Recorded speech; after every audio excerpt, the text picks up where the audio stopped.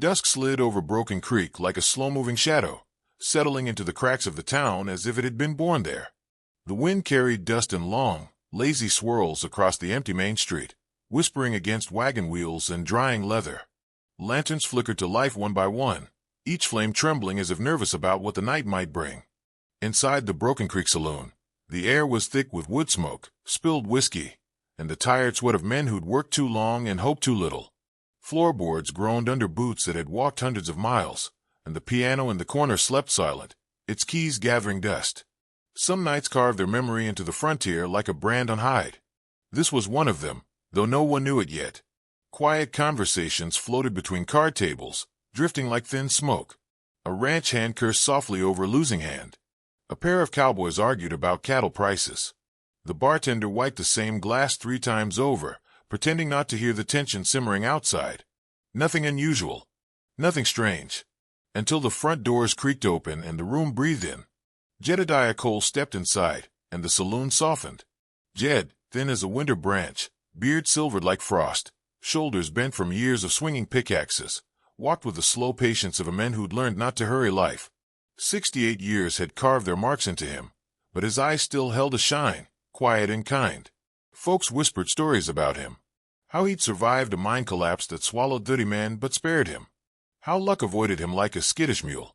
How he worked hard and bothered no one. Tonight, he only wanted water. The mines had drained him of every drop they could, and the desert sun had finished the job. He nodded to a few familiar faces, men who respected him enough to nod back, but not enough to stand. Jed didn't expect them to. He shuffled toward the counter, boots dragging just a little, the weight of days heavy on his bones. Behind him, the door slammed again, this time like a shot. Rafe Braddock strolled in with a swagger sharp enough to cut rope. His long duster swung behind him like a shadow that didn't want to be left behind. A pair of revolvers hung low on his hips, polished to a cold shine. His grin was the kind that warned of trouble before his boots even touched the floorboards. One look at him, and conversations died mid-sentence. Chairs stopped moving. Even the bartender's hand froze in mid-polish. Rafe was a man people crossed streets to avoid. Hired gun. Drifter. Storm wrapped in human skin. He walked like he owned the saloon, shoulders relaxed, eyes scanning the room with the casual interest of a wolf deciding which sheep to start with. Then he spotted Jed. "Well, I'll be damned," Rafe drawled, loud enough to claim ownership of the room. "If it ain't Ghost Bones himself." The saloon tensed, men shrinking into themselves as if hoping Rafe wouldn't notice them next. Jed turned slowly, confusion knitting his brow. He wasn't used to being addressed, let alone mocked. "I'm just here for water," he murmured. Rafe stepped closer, boots thudding with malicious intent. "You been poking around land that ain't yours," he sneered. "Heard you been digging near my claim." Jed blinked. "I only dig where the earth is open." "That's so." Rafe's grin widened, cold and sharp. "You calling me a liar?" No one breathed. The lanterns flickered. The night leaned in. Jed shook his head quickly. "No quarrel with you, son. Never had." But Rafe didn't come looking for quarrel. He came looking for dominance. For fear. And Jed, gentle, harmless Jed, was easy prey. Rafe stepped forward and, without warning, swung his arm. The slap cracked through the saloon loud as a rifle shot. Jed stumbled backward, boots slipping on the scuffed planks, and fell hard. His hat skidded across the floor, spinning once before settling in a defeated slump. Gasps rippled through the room. Chairs scraped as men recoiled. Nobody moved to help him. Jed's hand trembled as he pressed it to his cheek, red and swelling. His breath hitched. A low, angry murmur crept from the back of the room, someone whispering, "That ain't right, Rafe." Rafe ignored it. He hovered over Jed like a buzzard over dying prey. "Old man, you best learn your place." In the darkest corner of the saloon, half hidden by smoke and shadow, a figure sat completely still. A cloaked rider, dusty from travel, wide-brimmed, had pulled low to conceal his face. He had slipped in earlier without drawing attention, quiet as dusk settling over the desert. Most thought he was a drifting nobody, just another saddle stranger passing through. But while everyone else looked away from the violence, this man didn't blink. He watched with an intensity that seemed too calm, too controlled. His gloved hands rested on the table, unmoving. His breath slow. His posture rigid, focused, like a predator calculating angles. The room didn't notice him. Rafe didn't see him. Jed didn't know him. But his eyes were locked on the old miner with a stare that held history, hit, and something far older than fear. Rafe shoved Jed again with the toe of his boot. "Stand up," he growled. "Ain't done teaching you yet." Jed tried, legs shaking, palms slipping on the dusty floor. No one offered help. Nobody dared to. Then the chair in the corner slid back, slow, deliberate. Every head turned. The cloaked stranger rose to his full height. He wasn't large, but there was something about the way he stood, something that made the saloon shrink. The lantern light caught the edge of his jaw beneath the hat's brim, and for a moment, it seemed carved from stone. The stranger didn't speak, didn't rush, didn't posture. He simply started walking, one step, two, each footfall quiet but heavy with intention. Rafe stiffened as the men drew near, an instinctive flicker of unease crossing his face. "Who the hell are you?" Rafe demanded, but his voice lacked its usual venom. The stranger stopped just feet away, the brim of his hat still shadowing his face. Jed stared up at him, bewildered, breath trembling. Something passed between them, unspoken recognition from one side, painful disbelief from the other. And though no one knew it yet, Broken Creek was about to learn that the West had not forgotten this man. They were about to witness the moment a legend stepped back into the world. For the quiet stranger was no drifter. He was Jed Cole's son, the man everyone believed dead, the ghost the frontier whispered about in half-finished stories. He was the storm the night had been waiting for. The silence that followed the stranger's rise was unnatural, as if the saloon itself had gone still to listen. His boots scraped the floorboards like a warning, slow and deliberate, carrying the weight of something dangerous, something old. Men who'd spent their lives in saddle and storm felt their spines tighten. They didn't know why, but something inside them whispered, "Don't move." Rafe Braddock turned slowly, half a grin still hanging on his face, but it twitched. His eyes narrowed as the cloaked figure approached, not with rage, not with panic, but with a steadiness that made even the poker player shift uneasily. It wasn't a man looking for a fight. It was a man bringing one. Without a word, the stranger reached out and grabbed Rafe by the collar. In the same breathless instant, he lifted him off the ground and slammed him into the plank wall behind the bar so hard the bottles rattled on the shelves. A few cracked. One fell and shattered, releasing the sharp smell of spilt whiskey into the air like smoke after a gunshot. Chairs toppled. A gambler cursed and stumbled backward. A woman screamed. The piano let out a single discordant note as someone bumped it in their rush to get clear. Every eye locked on the scene. Rafe Braddock, pinned like a caught animal, struggling against the iron grip of a man who hadn't said a word yet. Then the hat fell back. The light caught his face. Someone gasped, "Holy hell!" Another voice near the back muttered, "He's alive." Calder Cole. The name rippled across the room like a spark on dry grass. Calder, the ghost. Calder, the boy who'd vanished in Canyon Ridge a decade ago, swallowed by gunfire and red dust. People had stopped speaking his name because ghosts didn't answer. Rafe's bravado cracked. He squirmed. "Let me go, damn it." Calder's voice came quiet and cold as desert stone. "You touched the wrong man." Jed still sat on the floor, stunned, holding his cheek. His mouth worked soundlessly as he looked up at the sun he hadn't seen in 10 long years. His eyes shone, not just with pain, but with disbelief, guilt, and something like fear. Calder didn't look down. His stare remained fixed on Rafe, unblinking. The saloon was still, but it pulsed with tension, like the last breath before a gunfight. Calder dropped Rafe suddenly. The gunslinger hit the floor with a grunt and rolled to his feet, hand twitching near his holster, but not drawing. Not yet. The silence held like stretched rope. And then, for a moment, the years unraveled. 10 years ago, Calder Cole rode into Canyon Ridge chasing vengeance. The Lasker gang had killed 2 families, burned their cabins to ash, and disappeared into the canyons like ghosts with guns. Calder had tracked them with nothing but a saddlebag, a rifle, and the kind of hatred that doesn't burn out. He was 21. He didn't return. Some said they saw him fall beneath a landslide of bullets. Others claimed he lived with the Apache. One man swore he'd seen Calder in New Mexico, hunting wolves for bounty, dead eyes watching from the trees. The truth was stranger. Calder had survived that ambush, crawling bleeding beneath a rock shelf and playing dead for 2 days. Then he vanished, not to run, but to learn. He became a shadow in the desert. A tracker who moved with silence and killed without warning. No badge. No name. just a figure whispered about by men with blood on their hands. Some hunted gold. Calder hunted men. Outside, horses stamped. Boots hit dirt. The door slammed open. 6 men burst in, the Braddock riders. Guns low, faces mean, dust still clinging to their vests like they'd ridden through the night. They took in the scene quick, Rafe shaken, Calder standing, the whole saloon frozen like a painting of fear. They moved in fast, circling. 1 step forward, gun drawn. You might want to take your hands off the boss. Calder didn't flinch.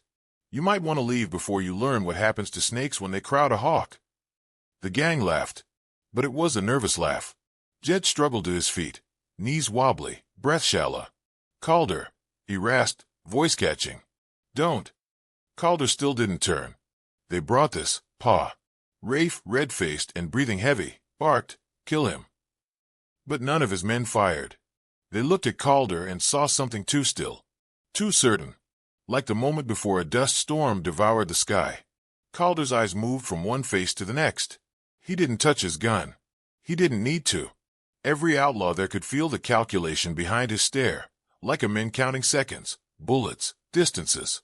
You got 6 men, Calder said, voice low. 3'll fire too slow. 2'll miss. 1'll shoot me in the gut, but I'll still put you all down before I bleed out. No one answered. Then Calder took a single step forward. The riders stepped back.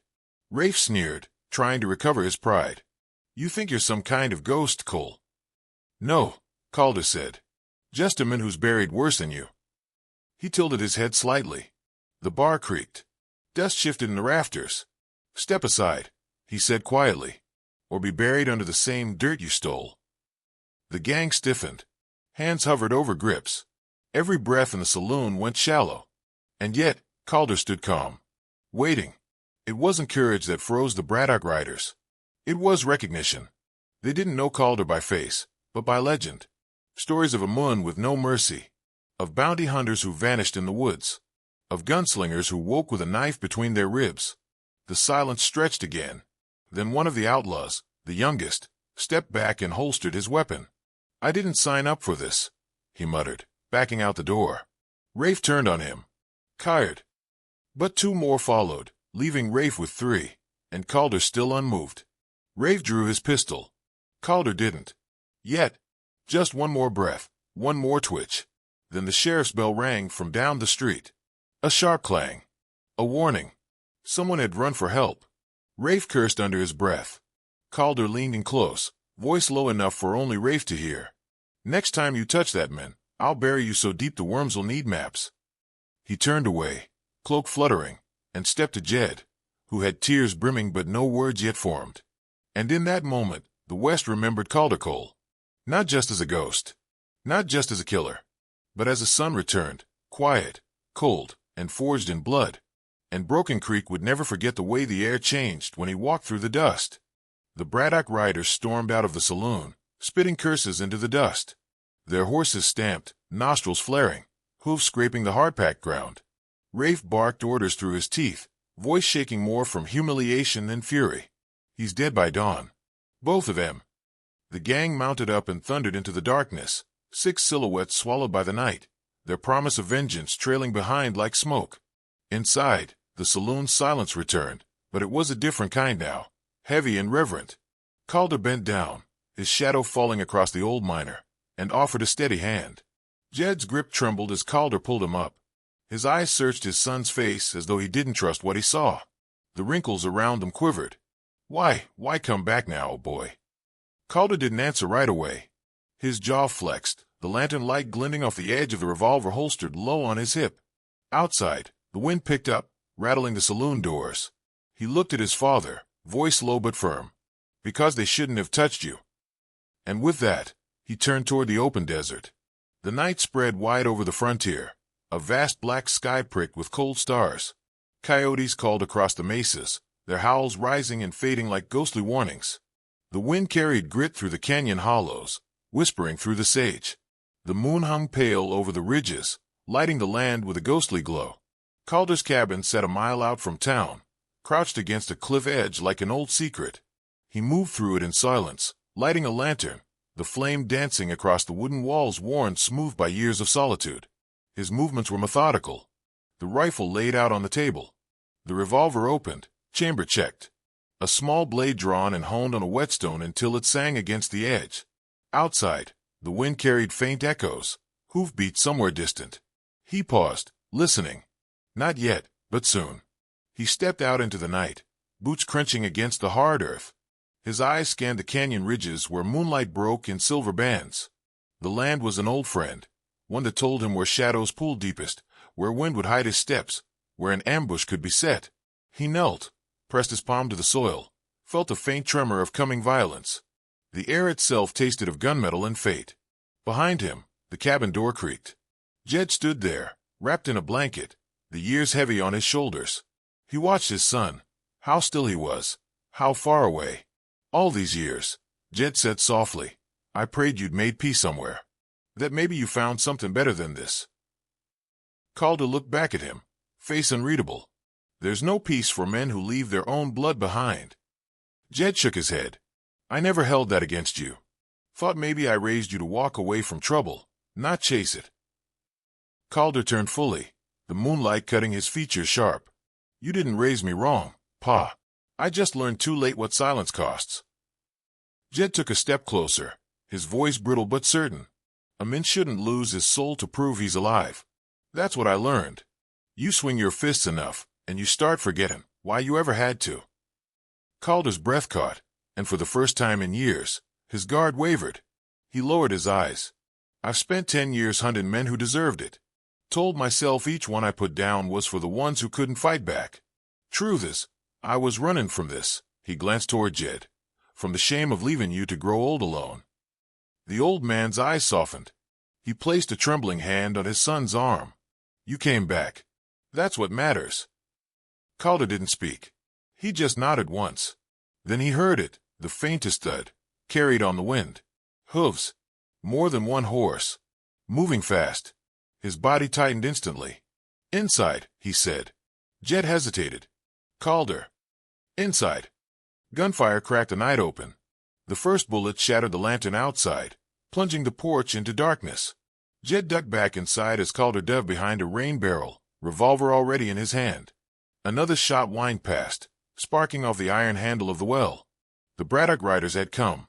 Their silhouettes appeared along the ridge, rifles glinting, horses restless. Calder's eyes flicked across the terrain, marking angles, distances, cover.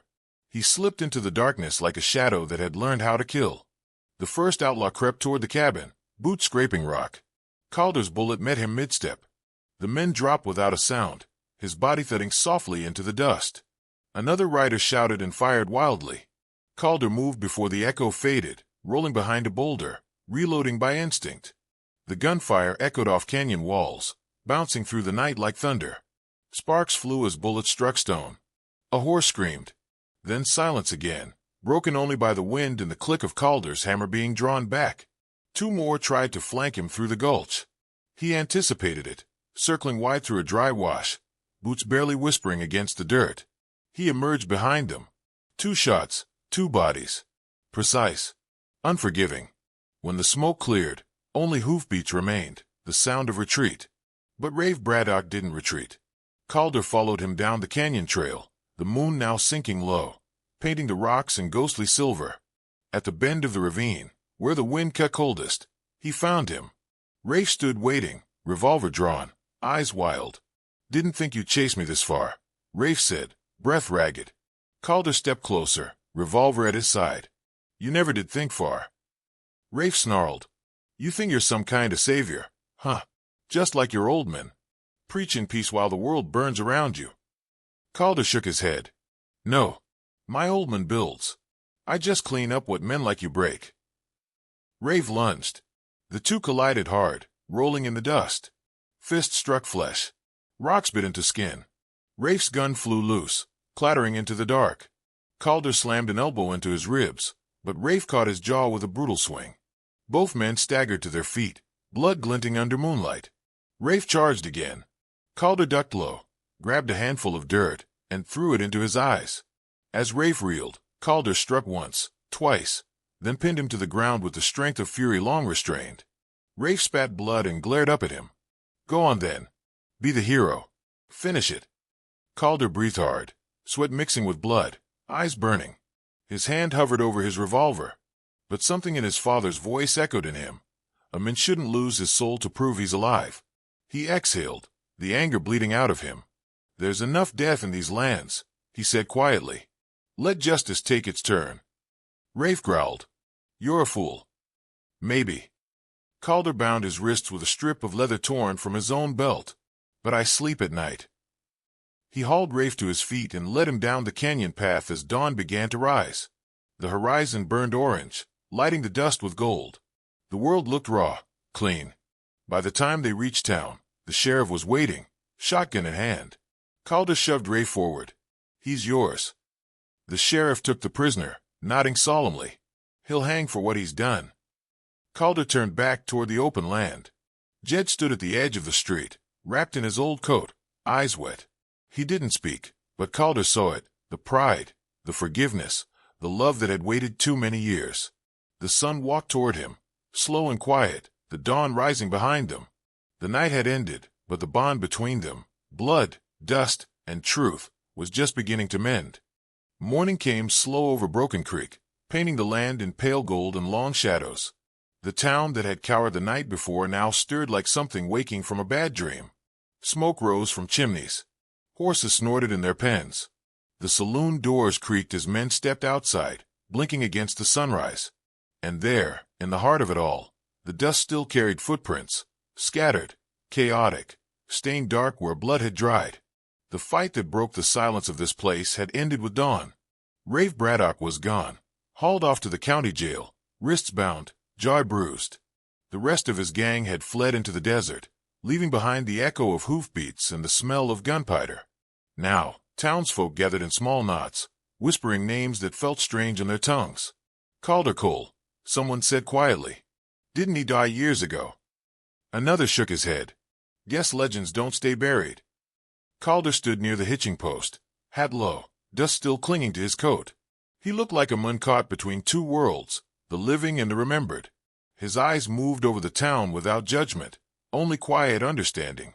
The faces watching him looked different now. Where there had been fear, there was respect.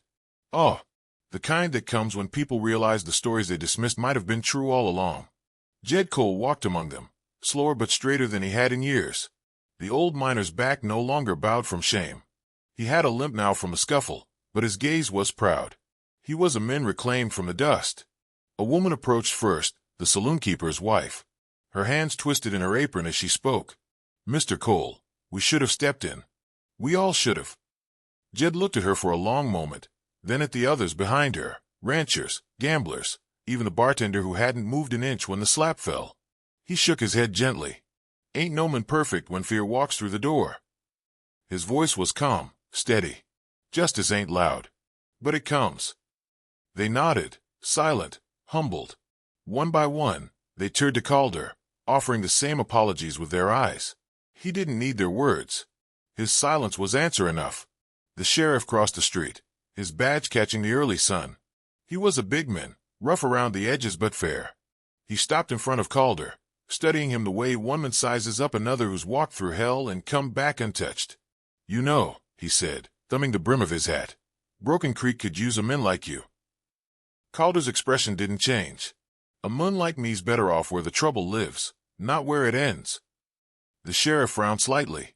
A badge gives a man purpose, puts his skill to good use.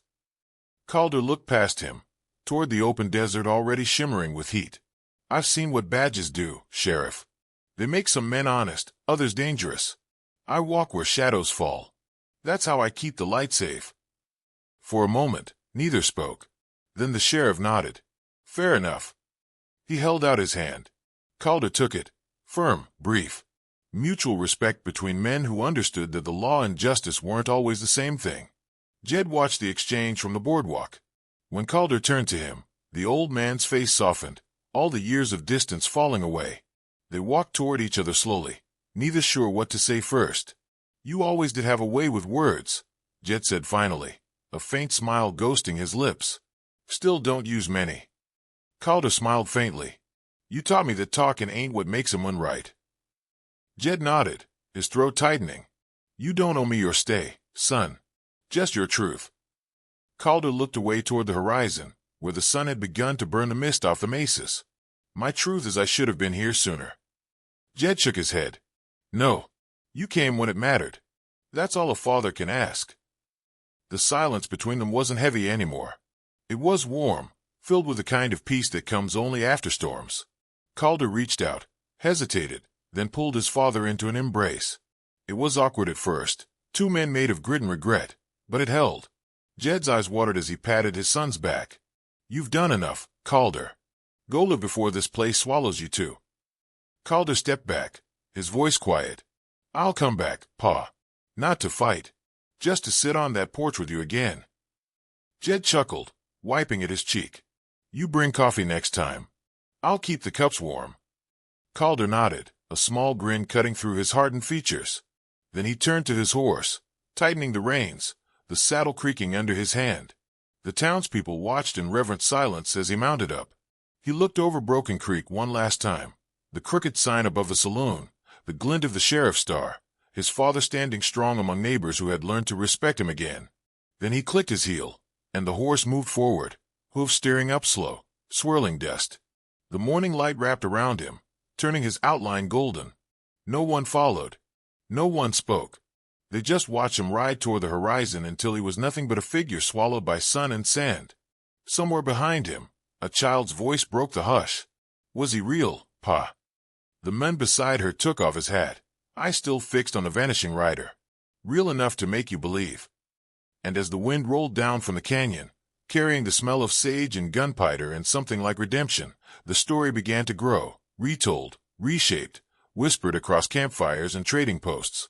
They said the gunslinger who struck down an old miner met his reckoning that night, not from a marshal or a posse, but from the miner's own blood, a son who'd vanished into legend and come back to remind men what justice still meant. Years later, travelers would pass through Broken Creek and see the old miner sitting on his porch, silver beard shining in the light, a mug of coffee steaming in his hand. They'd ask if he ever saw his boy again. He'd smile and nod toward the canyon. He's out there somewhere. The wind still listens when he rides. And maybe, on certain dawns, when the sun cut low through the haze and the dust shimmered like ghost light, a lone figure could be seen moving along the ridge, a dark coat, a white hat, a horse kicking up gold. Some men write their names with ink. Others carve theirs into the land. And Calder Cole, son of a miner, keeper of the quiet law, rode into legend the day he slammed a gunslinger against a saloon wall.